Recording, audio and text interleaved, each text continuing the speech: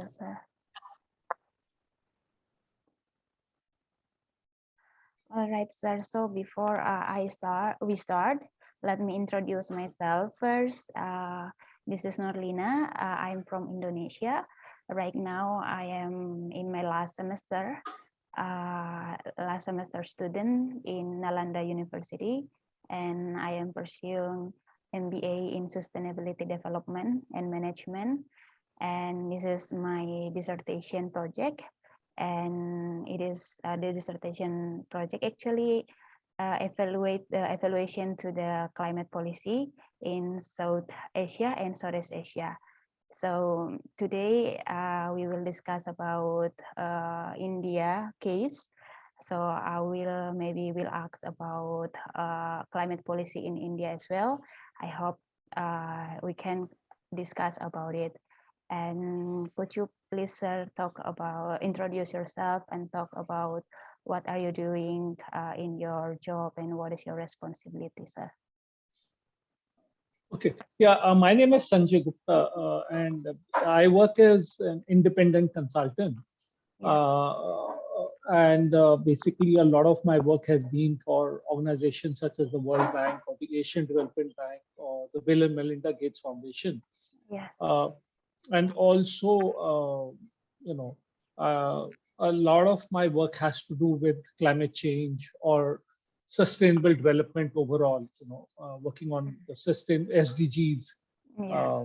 achievement of SDGs. So a lot of my work focuses on that. I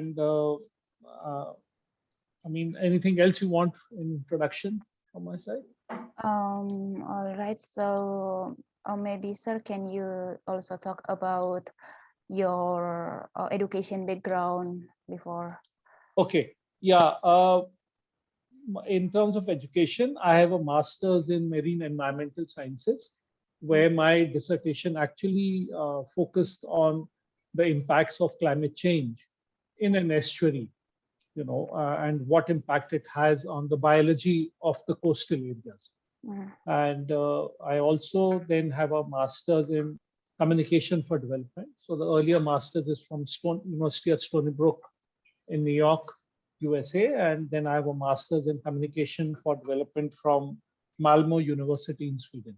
Wow. Yeah. Okay. So. Okay, sir. Thank you so much for introduction. It's very great. Can I ask you one thing, Norlina? Yes, sir. You can, sir. Please, sir. I'm pronouncing your name correct, Norlina? Norlina. Yes, sir. It's Norlina. Okay. Yeah. How did you? Contact me. Did somebody refer you? Just looked up on LinkedIn. Why? How did you contact me? I'm just curious. So, sir, actually, I have been using LinkedIn for I think 6 years, and then I usually contact people from the LinkedIn. It is the first one, and then I also read some documents, and I saw like climate policy regarding climate policy. So I saw some names from the documents, and I also search in Google or in LinkedIn. So and I send invitation. Okay, sure. Okay, that's fine. Yeah. Okay, sir. So the first question is, what are your views on climate change mitigation and adaptation policies, sir, in India? Yeah. I would say India has actually been a leader globally as far as climate policies, and climate action plans are concerned. Way, India was probably among the first countries in the world to develop a national action plan on climate change. And then they had 8 missions under it, relating to various geographies such as Himalayans, or technical missions, such as the National Water Mission, for example, or the Solar Mission. So it was among, and then also it being such a large country and a federal structure of government, a large part of the responsibility obviously lies at the state level. And so each state also developed a state action plan on climate change. Yeah. And so in terms of planning and policy, I would say India has been a global leader. Yes.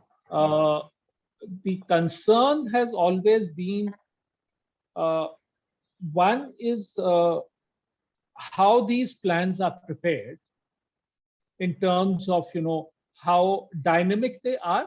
So once you prepare, because climate change itself is a very dynamic issue, Yes. both in terms of emerging knowledge, because every day we are learning new things about climate change. It's an emerging area of study, Yes. you know.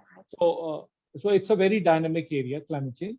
And second is also, I think the challenges we face as a developing country with, rising incomes, rising aspirations, increasing urbanization. So the challenges also keep changing, if not every year, at least every 2 to 4 years, they keep changing. So the plans have not been very dynamic in nature. One, I would say that. And two is also, I mean, were they really prepared with a lot of input from several key stakeholders? I'm not so sure of that. Mm. And also, and that is why I think the implementation of these plans has been weaker than expected. I mean, I think some missions, such as the solar mission, for example, has been doing probably better than what people expected, at one time. But such as the National Water Mission, it talked of water use efficiency, but it hasn't really gotten around to achieving much success, or probably any success, I would say, in that area. And there is also no evaluation done of any kind in terms of, okay, you formed a plan, an action plan, not just a plan, but an action plan. And so, are you evaluating on an annual basis, or at least on a 2-year basis, where you planned to be and where you have reached? So I think that whole monitoring and evaluation component itself is missing, and thereby it is very easy to lose sight of the goals that you had set earlier. So I would say that basically, right now. So, and then we of course have so many other missions that have come up. National Hydrogen Mission. Now they have policies on electric vehicles. They have policies on the targets that India has set as part of its nationally determined contributions. In terms of afforestation, or in terms of renewable energies, huge targets, of 450 gigawatts. So I think the policy space itself, in terms of coming up with new missions and targets, has been dynamic to a certain extent. But the implementation and achievements has been not up to what was the expected level, I would say that.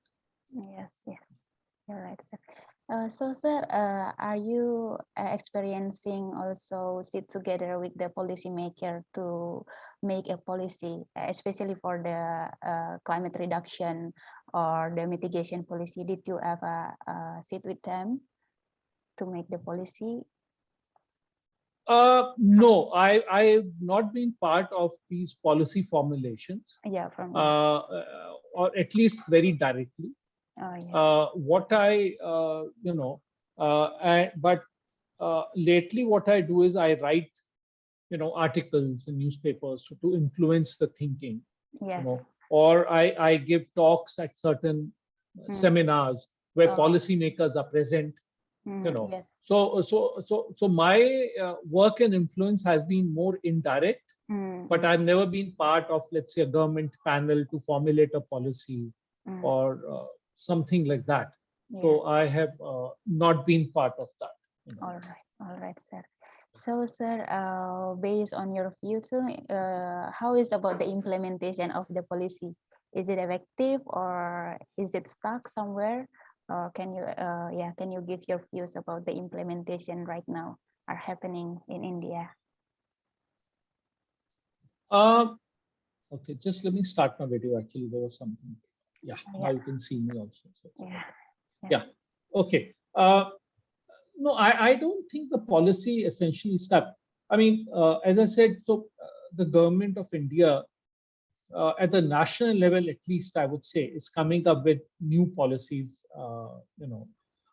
But there is a certain, I think, lack of implementation of those policies.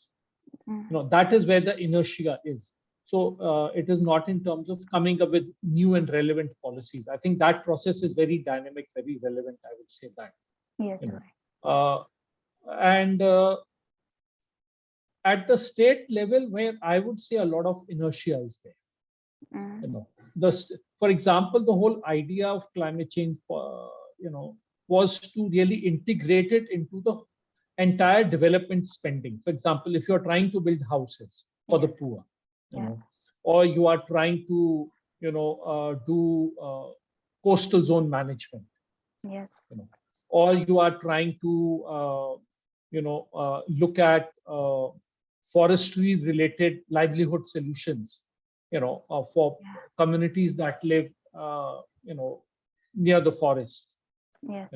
or you're trying to look at new agricultural policies, for example. So how do you integrate climate change considerations, for example, climate smart agriculture? Yes. you Right. know. So I would say, so that part is, I think in India, climate change is too much perceived as an environmental issue. Mm. Mm. So you have the Ministry of Environment and Forest and Climate Change, at the national level, and probably its counterparts at the state level, Department of Environment or Ministry of Environment, whatever it may be, or forest. But I mean, we do know that climate change is not only an environmental issue. Mm.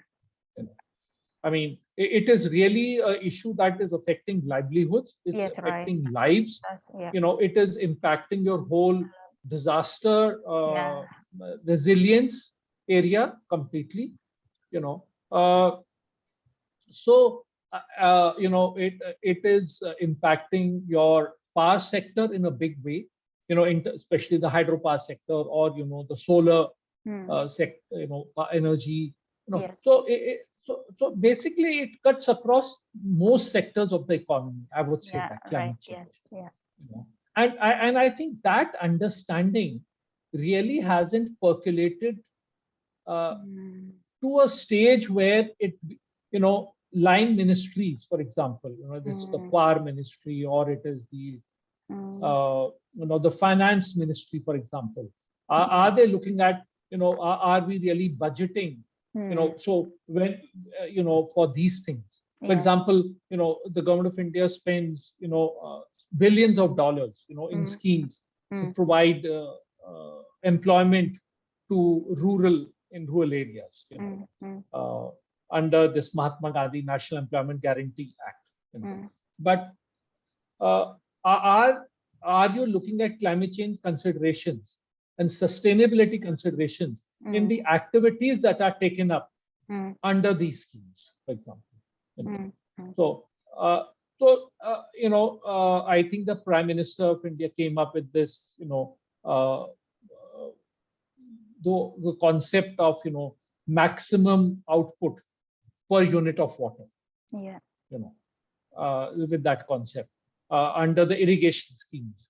Yeah. But one doesn't really see evidence of that, being formulated at the implementation level. Yeah. So I would say there is, I think, a strong disconnect Yeah. in what climate change actually is and how it is already impacting so many sectors of the economy, so many lives, so many livelihoods.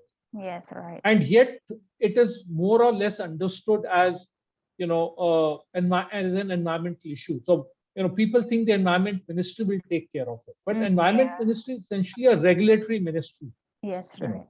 know. Okay, so and I think that is where there is a very strong disconnect, I would say that. I mean, for example, in the in the new attempt to provide water to all drinking, the Jal Shakti ministry is now looking at sustainability, which is, I think, a very welcome step, where they're looking at sustainable source of the water to make sure that each households get a certain quantity of water 365 days a year. You know. Yeah. But and climate change is already impacting the availability of water, for example. You know, so I mean, those are the kind of things I would say where the lacuna is. Yeah. You know, where the disconnect is, which we need to cross that bridge sooner rather than later. I would say that. Yes. You know. Right. And also, I would say the disconnect is also in the monitoring part, you know, the understanding part. Like we have models, you know, climate change models at the global level, perhaps at the national level. Yeah. But climate change is something that, while being a global phenomenon, it impacts locally. Yes. Right. Okay, so what we need to do is really downscale these models of climate change, you know, probably down to the district level, I would say, and study what are the potential impacts going to be in the next decade, 2 decades, 5 decades, and then your district development plans accordingly, and merging that into a state plan need to then respond. But till we don't have an improved understanding at the local level what the impacts are going to be, I think it is never going to hit home. We'll always keep thinking of it as an environmental phenomenon that is at the global level. You know. Yeah. So that whole understanding of climate change, even scientific understanding at the local level, needs to be enhanced in a big way. I would by downscaling these models and giving that knowledge and tools then to the decision makers, to the policy makers, to then accordingly move ahead. So I think the scientific community itself needs to take this bold step of downscaling these models in a major way. I would say that. So do you think, sir, capacity building activities is not yet good enough, or is not yet fulfilled even until to the local level about the climate change awareness, you know? Well, yes, I think people people know the term climate change. Yeah. But how it is impacting their daily lives, Oh, yeah. you know, or how it will impact their lives and livelihoods, or what are the kind of policies and plans that could be made both by the government as well as, let's say, by the corporate sector. See, industry also has a huge stake. Yes, right. Okay, so but that except for very, very large companies, so that understanding, I would say, still is missing.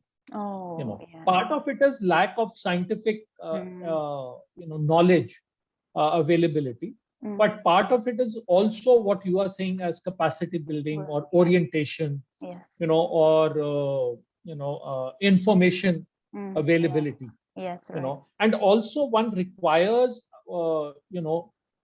people who have the ability to pick up this knowledge and then carry out a discourse. You know, so will it the scientists do it, or will civil society organizations do it? Will it be some select policy makers who will do it? You know, so who does this discourse to take it from knowledge to an actual policy informing and policy influencing stage? Or and the policy can also be, as I said earlier, at the corporate level. It's not necessarily only at the government level. You know, I mean, so if a company is in the power sector, for example, you know, or if a company is manufacturing, things such as, let's say, soap and sanitary products, you know, so or construction material, you know, so how will the demand for construction material, for example, change? You know, or for example, in the various schools that teach architecture to students, are they teaching them the whole concept of, you know, the sustainability or the concept of climate resilient architecture? I'm not so sure that is coming in, because you know, engineers automotive engineers, or they be mechanical engineers, or Yeah. even doctors, they need to start understanding climate change, Yes. because climate change will impact the health sector in a big way. It is already impacting in a big Yes, way. right. Yes, Yes, right. I mean, so it is impacting the industry, the whole engineering side of it. Yes, right. I mean, so we need to really start integrated climate change into academic institutions, into policy institutions. And I think the think tanks, I would say, have a strong role here to play, which they kind of have been trying to play without much success, really. I mean, they could act as a bridge really between the knowledge and the application of that knowledge. And I think so that is where I would say the while the people know climate change as a term, but the real understanding is missing, and application, of course, then is missing. Yes, right. Yes, sir. So, sir, what you can say are the factors influencing the policy implementation? If Go ahead, finish your question. Yes. So, like, what the factors to say that the policy implementation is success, or it's maybe not success because of what the factors are influencing the implementation of the policy?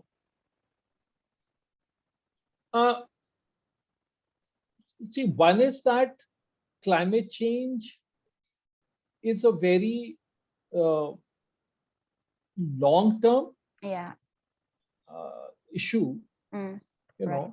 supposedly long-term issue, as well as also quite misunderstood. I mean, if there is a increase in temperature during the day, today and tomorrow, people say, "Oh, this is climate change." Yes. Okay, but and then when you have a cold winter, people say, "Oh, people are talking about global warming." See, we have such a harsh winter. How can there be global warming?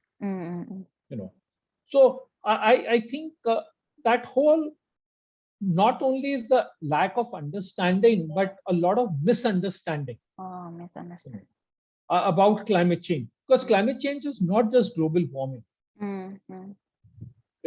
And the warming, of course, is taking place over decades.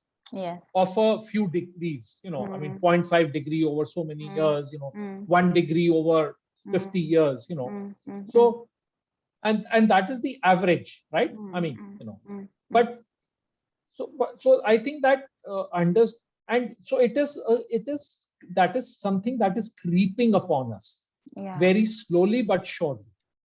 Okay. So, but as a country, India has so many immediate problems to look at. Okay. I mean, I think there is no dearth of immediate problems, honestly.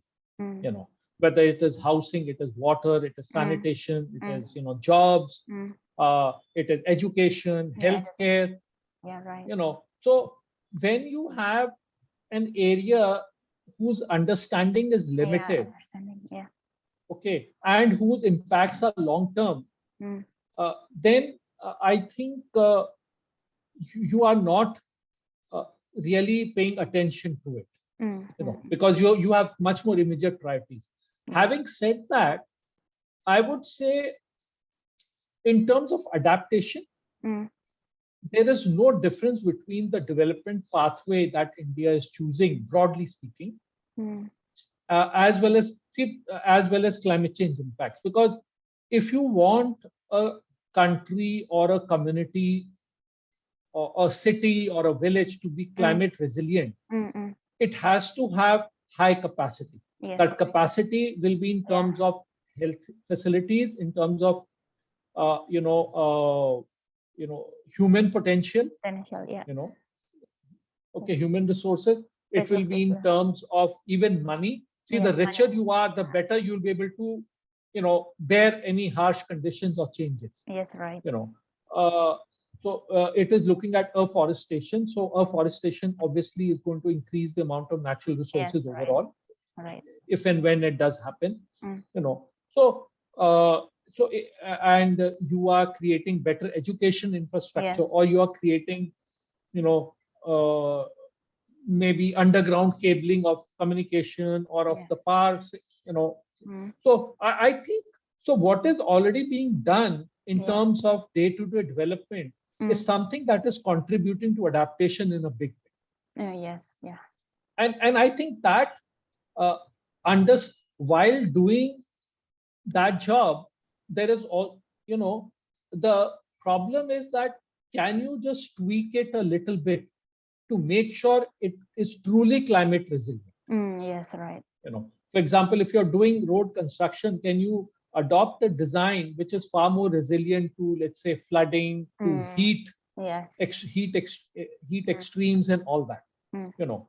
uh, or you know, so those are the kind of things. mm, yeah. I think that tweaking, or you know, the country is building, you know, Mm, so many houses yes. for the poor every year, you Mm, know, but the majority of them are not mm, really disaster resilient, mm, mm, you know. So can we look at housing mm, mm, which is funded by the government mm, to mm, be flood resistant, you know, earthquake yeah. resistant, you know, storm resistant, Mm, you mm, know. So those are so while you are carrying out your activities is also can we incorporate the climate mm, dynamics into yes. our regular planning, Yeah. which we Right. are anyway doing, a lot of it being done, Yes. you Yes. know. Right. So when we plan a sewage infrastructure for a city, for Mm, example, you know, sanitation infrastructure for a mm, city or for a town or even in a village, I mean, do we look at these aspects or not? So probably by spending a little bit more in terms of uh, time, mm, money, and thought process and design, mm, we would be achieving something mm, much better over the longer term. yes. Right. So I would say that. All right, sir. So, sir, okay, we talk about the some challenges are happening and factors. So, what do you think about the success have been made?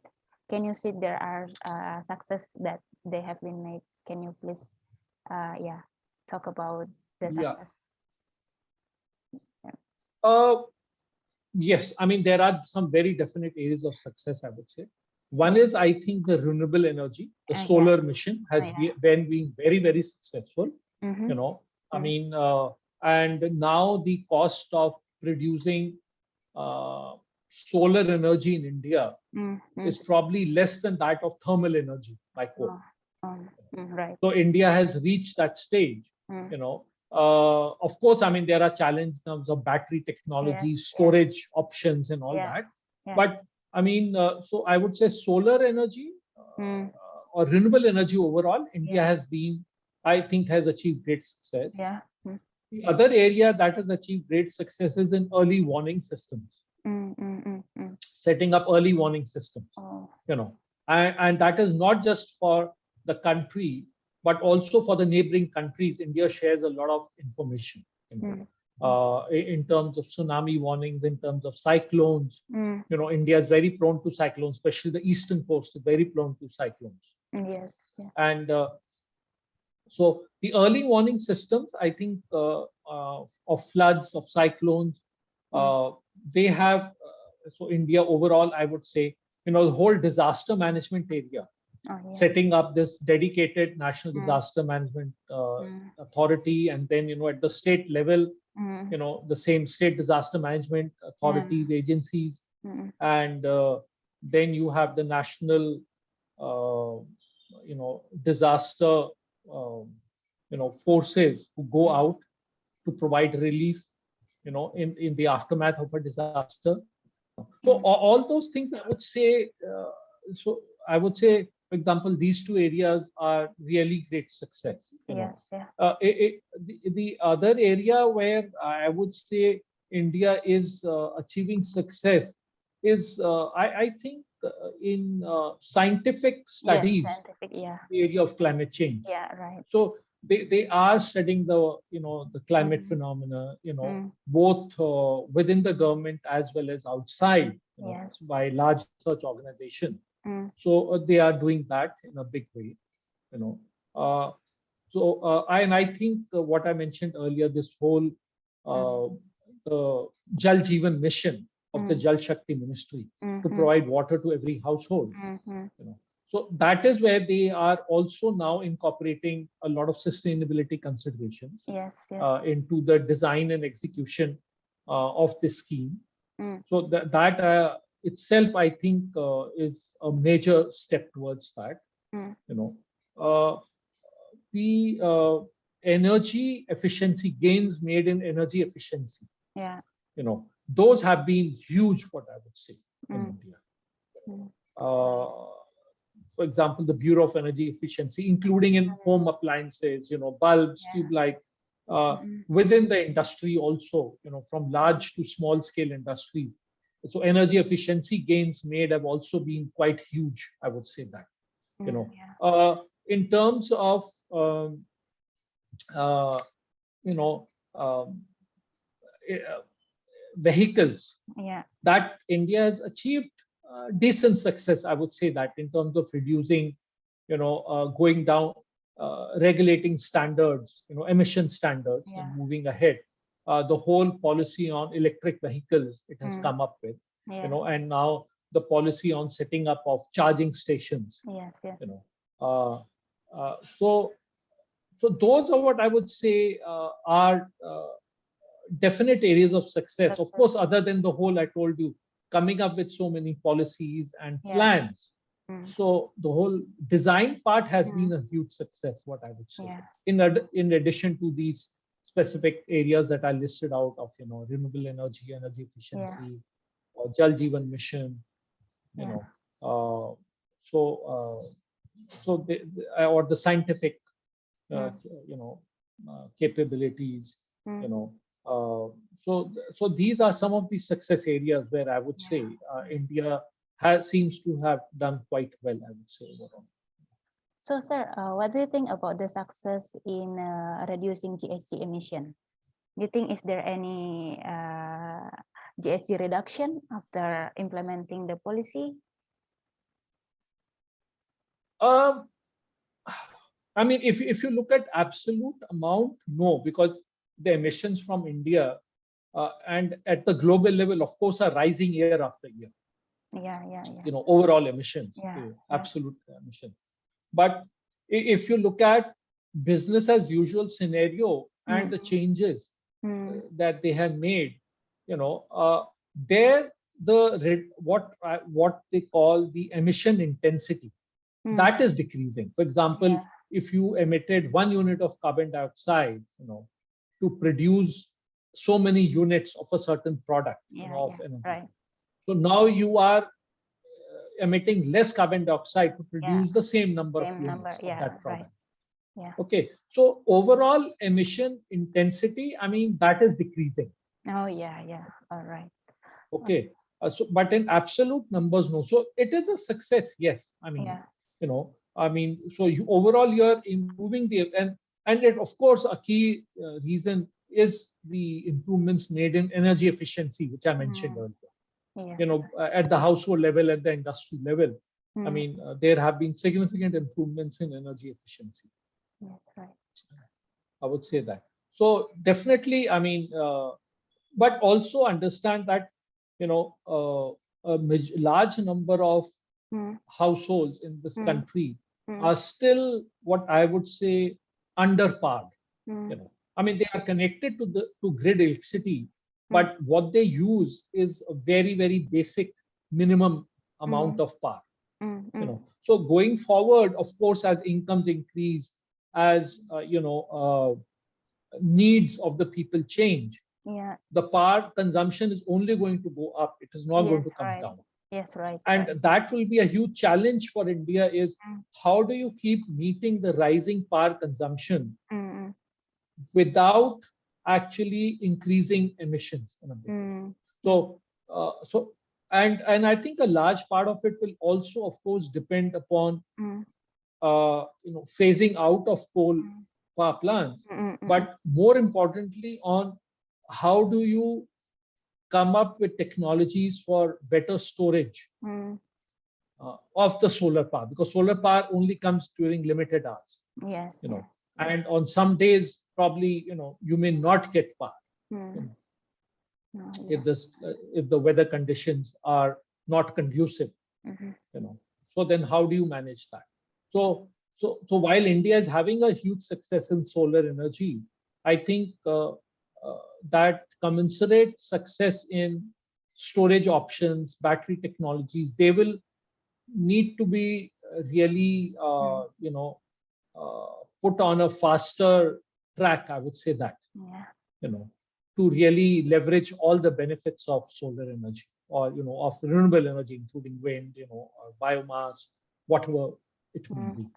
So that is where, so emissions are in absolute terms rising, but the intensity is decreasing. Okay. And I think India has a very tough job going ahead. I mean, the country has declared that it will become, net, Mm. whatever, uh, net net zero carbon by Yes. 2070. Yes. I will. And yes, and I think a huge challenge will really be the power sector. Mm. uh, that is going to be a really a major challenge for India. Is really the power sector, or in addition to, of course, heavy industries and Yeah. so many other, areas. Transport, for example, will be another big challenge. Yes. For India. Urban areas. Can they achieve really sustainability in Mm. urban areas? That is going to be another very big challenge for India moving forward. I mean, Yes. already about 1/3 of India resides officially in Mm. urban areas. But if you look at unofficial figures or urban-like areas, the figure may actually be close to 50%. Yes. So Yeah. then how do you really manage Mm. this rising urbanization? Because we know that people in urban areas tend to use more resources Yes. and Right. on an average have higher emission levels, each household compared to a rural household. So as the urbanization increases, your income level will also increase. Your Increase. Yeah. emissions will also Also increase per increase. household. Yeah. Right. So how do you manage that? Yeah. So managing of urbanization is going to be another big challenge for you. Mm. Mm. So, Right. so I would put it that way. So, sir, what do you think about? Do you think India is confident to achieve net zero target 20 and 17? Right, 70. Yeah. Well, I mean, if the Yeah. decision makers have announced it, I mean, they would be confident. But also, I think we are in 2022. Yes, we are now in. The target is, 48 years ahead of us. Yes, right. Okay. I mean, so if we look at 48 years ago, Mm. I mean, if you imagine life, let's say, in 1970, for example, to life now, we wouldn't recognize it at all. In terms of the way we live, the way we interact, the way we work, Yes. the technological options at our disposal. Yeah. I mean, 1970, the term climate change didn't exist. I mean, sustainable development was kind of just trying to find its root. I mean, the report, also came out in early 70s only. On environment and sustainable development.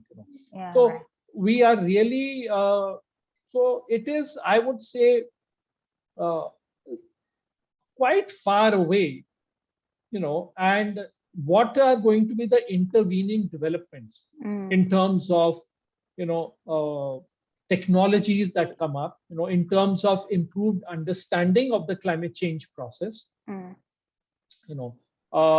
terms of how economically, socially, the country develops, in what direction. I mean, of course, there are also a lot of people who hope that there will be some very apt technological solution found, and we will not really need to adapt, or to reduce emissions. That we'll find a way, to trap carbon, for example, or so many other things. So it's too far away, to be honest. Yeah. Yes. For I think any person to really, be sure one way or the other. I mean, the only way you can say is, okay, do we have a 50-year plan? Yes. So even if you adopt a 50-year plan now, I mean, what will you really do when things are going to change in a very dynamic way? You know, Mm. 5 years from now, 10 years from now, 20 years from now. So Yes. it is difficult. I think it's more of an intent that the Mm. policymakers have announced Mm. that, okay, we will be, Mm. and I'm sure they will honor that intent, Mm. but the pathway uh, is something that I'll be surprised if somebody says, "Oh, I know the pathway." Mm. It's too early, really, to Yes, yes, determine the it's path. early. Yes, right. Yeah. Yes, I would say that. Mm. So, therefore, in terms of actual confidence, one can say, yes, I mean, we should be able to achieve it. Yes, yes, yes, yes. Okay, but how to achieve? Perhaps India may achieve it much earlier if the appropriate technologies, policies are in place. Mm-hmm. Right. Right. Uh, if the finance, because a Yeah. large part of it is also climate finance, which is Mm. very important. Yes. And right now India is the adaptation and mitigation Mm. activities are underfinanced in Mm. India. Yes, right. And the global community itself has not really come up with honoring their promises on providing climate finance to the Mm. developing countries. Mm. you know Yeah. so will the climate finance also come? Mm. One doesn't know at this stage, too early. Mm. And the pandemic has really, brought about a huge change. I mean, Yeah, the yeah. economies are in a mess. Mm. So one really doesn't know, I mean, how things are going to be even over the next 5 years. Mm. Forget about 50 years, honestly. Mm. Yeah, right. Um, so sir, this may be the last question. We Sure. also already talked about the challenges. There are some challenges like the integration, financial challenge.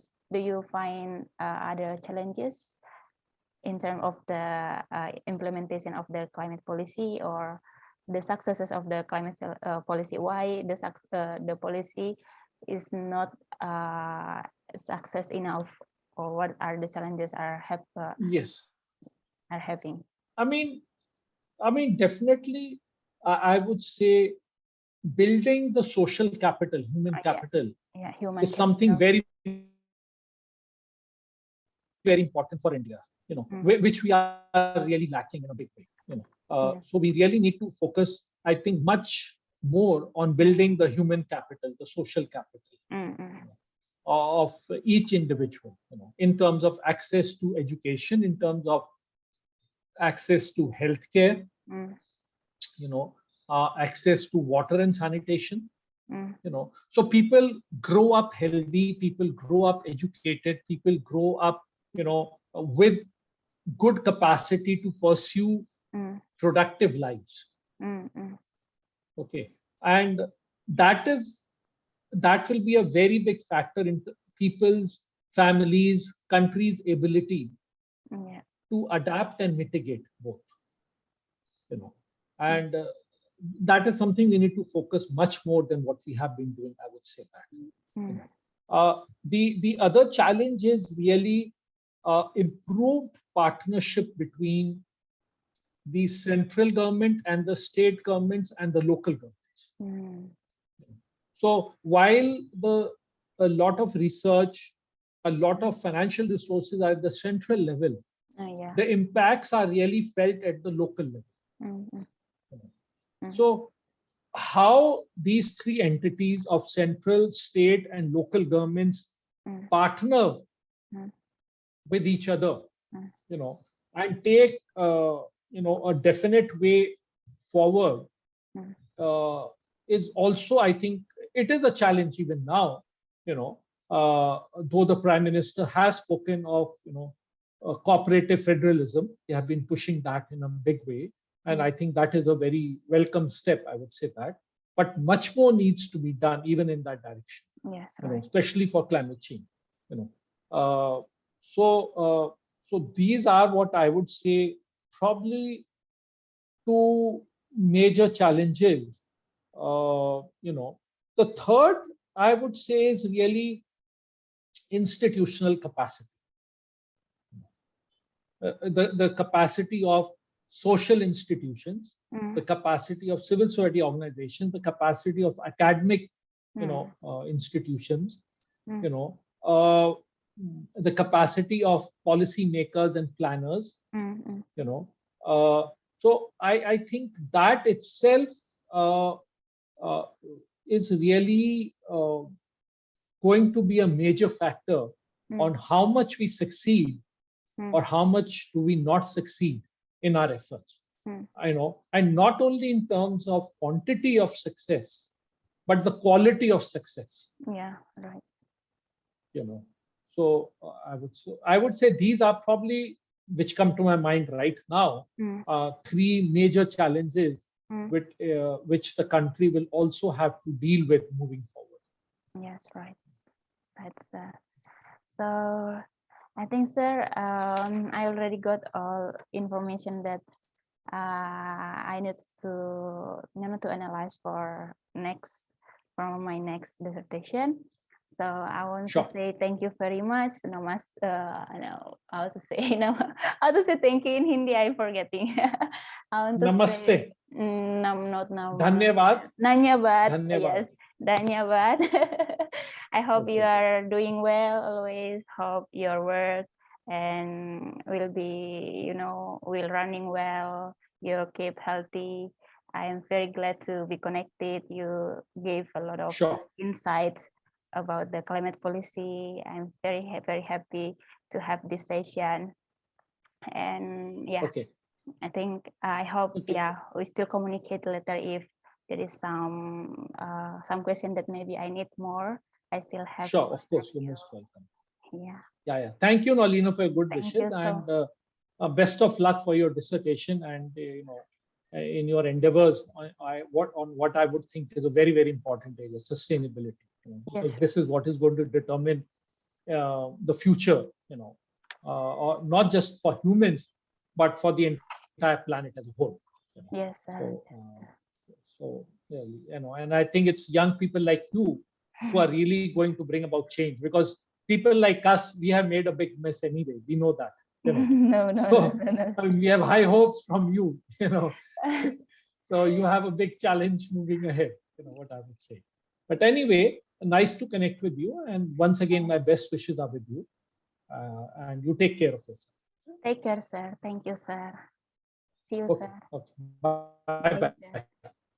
Bye, sir. Bye.